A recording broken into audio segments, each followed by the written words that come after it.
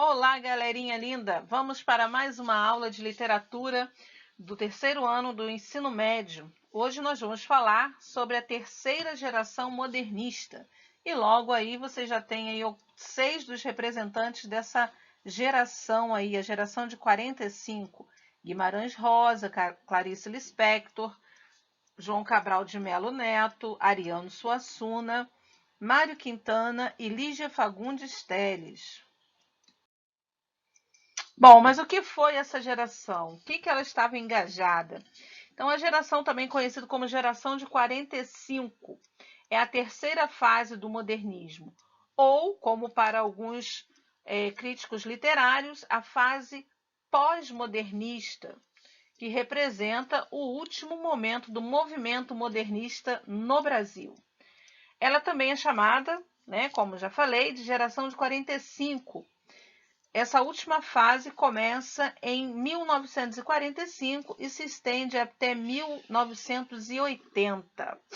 Alguns estudiosos preferem apontar o fim do modernismo na década de 60, porém outros dizem que vem até os nossos dias, até a contemporaneidade. A gente vê que é uma escola literária que é gigante, muito grande, e que não há ainda um consenso entre os críticos literários de quando ela termina, quando ela enfraquece, para entrar na contemporaneidade. Então, isso por quê? Por que isso acontece? Por conta de ser algo muito recente na nossa história, muito recente na história brasileira, na história da literatura brasileira. Quando a gente fala em algo distante, a gente fala em distante mesmo, distante no tempo. Século XIV, século XVI. Então, nós estamos ainda no século XXI. Então, está bem próximo aí dessa escola literária. Os escritores nessa época, elas têm assim uma atitude mais formal. Lembrando que a primeira fase foi uma fase bem destruidora, uma fase bem enfática, que vai quebrar com todos os cânones da literatura. E a segunda fase já é uma fase consolidada.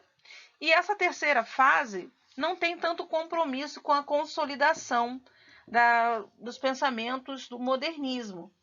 Por isso, ela já vai ser uma fase assim que não vai se preocupar com essa radicalidade do início e nem com esse estacionamento do meio.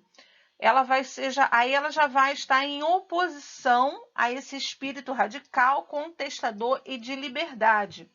Ela já vai trazer uma vertente que vai voltar a beber na fonte lá do passado.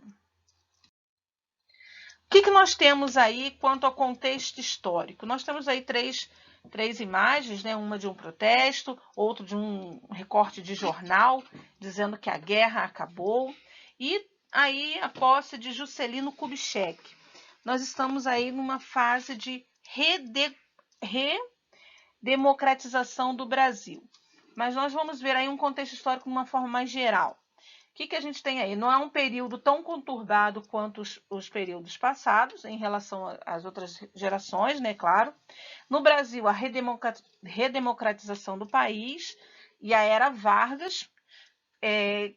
Quando Getúlio Vargas ele entra no poder, começa o quê? Começa a repressão, a censura, a ditadura que avançava.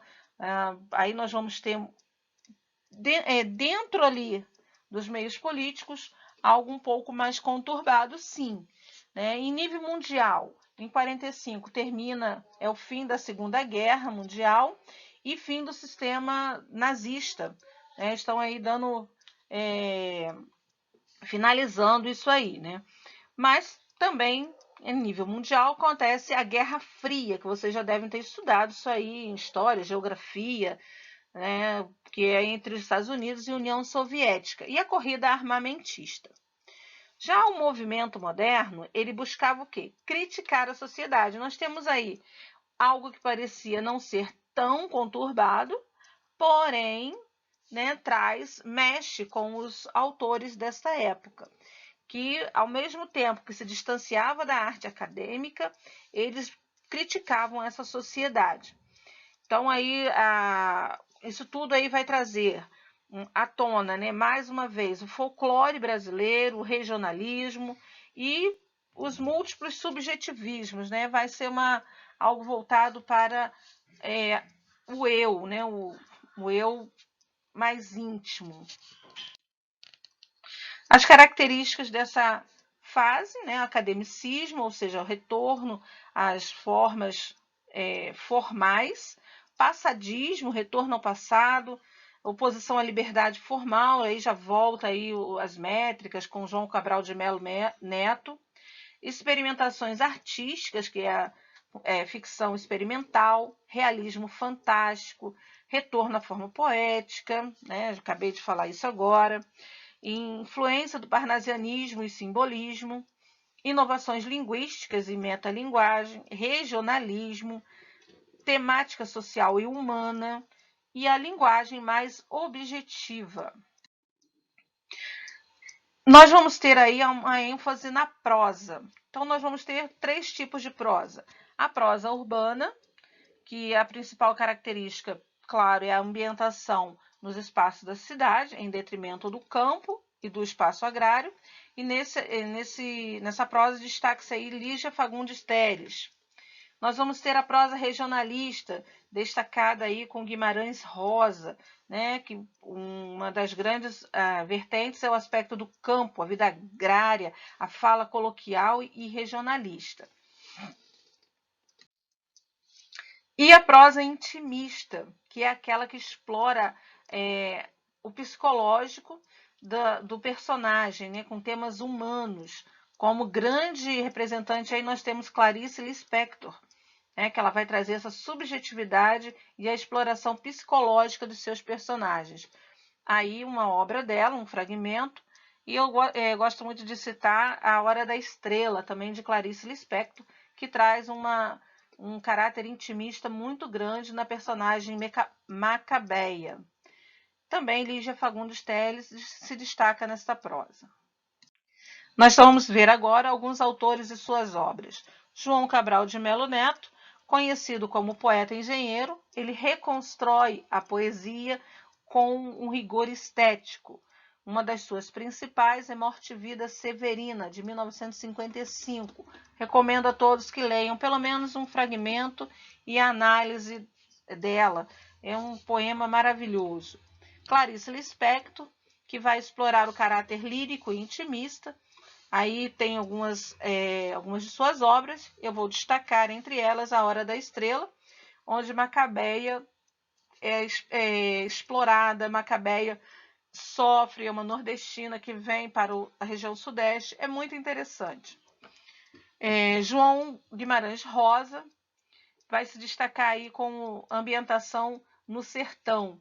Um dos seus grandes destaques é Grande Sertão Veredas, que já virou minissérie, onde trata aí a história de Diadorim, né? Então, é uma personagem que é bem interessante. Essa personagem é uma mulher que se disfarça de homem para poder entrar para o bando dos guerrilheiros da época. Então, é muito bacana para se ler. Temos aí Ariano Suassuna, né, um grande mestre da nossa literatura, defensor da cultura popular brasileira. Né? Aí eu vou destacar aí, dentre essas obras aí, tantas outras do autor, O Alto da Compadecida, que todos, ou se não assistiram o filme, mas já ouviram falar, é uma peça teatral de cunho religioso, mas é maravilhosa. E Lígia Fagundes Telles, né, também explora o lado psicológico dos seus personagens.